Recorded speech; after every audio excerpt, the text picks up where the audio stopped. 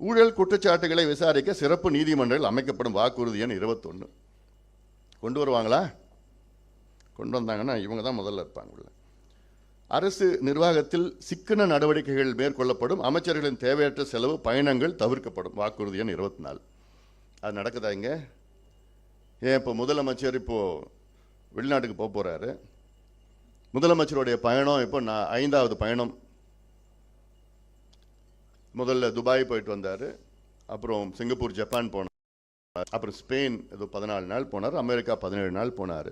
இந்த 4 பயணமும் கிட்டத்தட்ட 18,000 கோடி புரிந்துணர்வு ஒப்பந்தம், மெமராண்டம் ஆஃப் அண்டர்ஸ்டாண்டிங். அதில் நான் கேட்கறது, மீண்டும் மீண்டும் கேட்கறது, 4 முறை போனீங்களே முதலமைச்சர், எவ்வளோ கோடி செலவு பண்ணீங்க? இதில் எவ்வளோ உங்களுக்கு அதில் பயன்பெற்றிருக்கு? தமிழ்நாட்டிற்கு 18,000 கோடி உங்களுடைய பயணத்தில், அதில் எவ்வளோ முதலீடு நடந்திருக்கிறது? எவ்வளோ அதில் எத்தனை பேருக்கு வேலை கிடைச்சிருக்கிறது? அது இந்த 2 கேள்வி தான் நான் கேட்டேன். நீங்கள் இங்கே வெள்ளரிக்கை கூட கொடுக்க வேண்டாம், நீங்கள் 2 கேள்விக்கு பதில் சொல்லுங்கள். 18,000 கோடியில் எவ்வளோ முதலீடு செய்யப்பட்டிருக்கிறது? இன்வெஸ்ட்மெண்ட் எவ்வளோ வந்திருக்கு? கையெழுத்தில் நான் கேட்கல. அதில் எத்தனை பேருக்கு வேலை வாய்ப்பு கிடைத்திருக்கிறது? அவங்களால சொல்ல முடியுமா? 0. இப்போ 5வது முறை போறார் முதலமைச்சர், வெளிநாட்டுக்கு போறார். எவ்வளோ ஒரு ட்ராமா பண்ணுவாங்க, ஆக்ஷன் கேமரா டேக், அதான் நடக்கும். கையெழுத்து போடுவாங்க, அப்புறம் விளம்பரம் வரும், நீங்கள் செய்தி போடுவீங்க, மக்கள் ஏமாந்துட்டு இருப்பாங்க.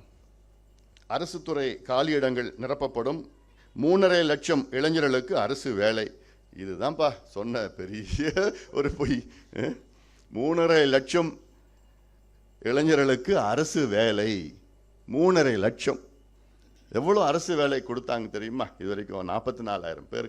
அதில் 15,000 பேர் தற்காலிகம், 29,000 நிரந்தர வேலை. ஒன்றுத்து கூட புதுசாக உருவாக்கலை. 3 லட்சம் உருவாக்குவோம் சொன்னார்கள், 3.5 லட்சம் காலியிடங்களை நிரப்புவோம் என்று சொன்னார்கள். தமிழகத்தில் அமைத்துள்ள தொழில் நிறுவனங்களில் 75 விழுக்காடு வேலை வாய்ப்புகளை தமிழர்களுக்கே வழங்கப்படும். சட்டம் இயற்றப்படும். என் வாக்குறுதி 196. இது எவ்வளோ பெரிய ஒரு மோசடி! ஆந்திராவில் இருக்குது, கர்நாடகாவில் இருக்குது.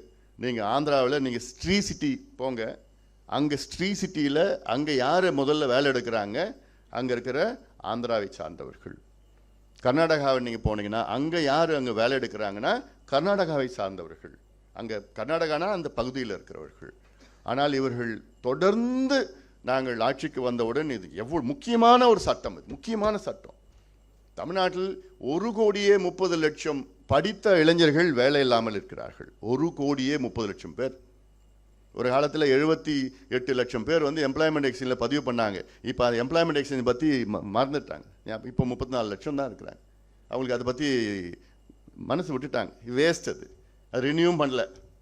அதில் ஒன்றும் ஆக போகிறது கிடையாது. அதில் 3 துறை மட்டும்தான், காவல்துறை, ஆசிரியர்கள், அது இன்னொரு துறை இருக்குது. 3 துறை மட்டும் தான் ரினியூ பண்ணிட்டு இருக்காங்க. ஏதோ அவங்களுக்கு ஒரு கற்பனையில் இருக்கிறாங்க கிடைக்கும்னு. இவங்ககிட்ட ஒன்றும் கிடைக்க போகிறது கிடையாது. அப்போது இந்த சட்டத்தை கொண்டு வந்தாலே 75% தொழிற்சாலைகள் வேலை வாய்ப்பு உள்ளூர் இளைஞர்கள் கொடுக்கணும்னு ஒரு சட்டம் கொண்டு வந்தாலே எத்தனை லட்சக்கணக்கான இளைஞர்கள் வேலை கிடைக்கும்? ஹொசூரில் டாடா கம்பெனிக்கு நிலம் கொடுத்தோம். தமிழ்நாடு அரசு கொடுத்தது 1000 ரூபாய், 1000 ஏக்கர் 2000 ஏக்கர் கொடுத்தது. அதில் மொத்தம் வேலை செய்கிறவங்க 15,000 பேர். அதில் தமிழ்நாட்டை சார்ந்தவர்கள் எத்தனை பேர்? 2,200 பேர் வேலை செய்கிறாங்க. மீதி சத்தீஸ்கர், ஜார்க்கண்ட்லேருந்து கொண்டு வர்றாங்க. நம்ம நிலம் கொடுக்குறோம், இடம் கொடுக்குறோம், மானியத்தில் கரண்ட் கொடுக்குறோம், இன்ஃப்ராஸ்ட்ரக்சர் ரோடு போடுறோம், எல்லாம் பண்ணுறோம். ஆனால் வேலை மட்டும் சத்தீஸ்கர், ஜார்க்கண்ட். இந்த சட்டம் வந்ததுன்னா அதெல்லாம் பண்ண முடியாது.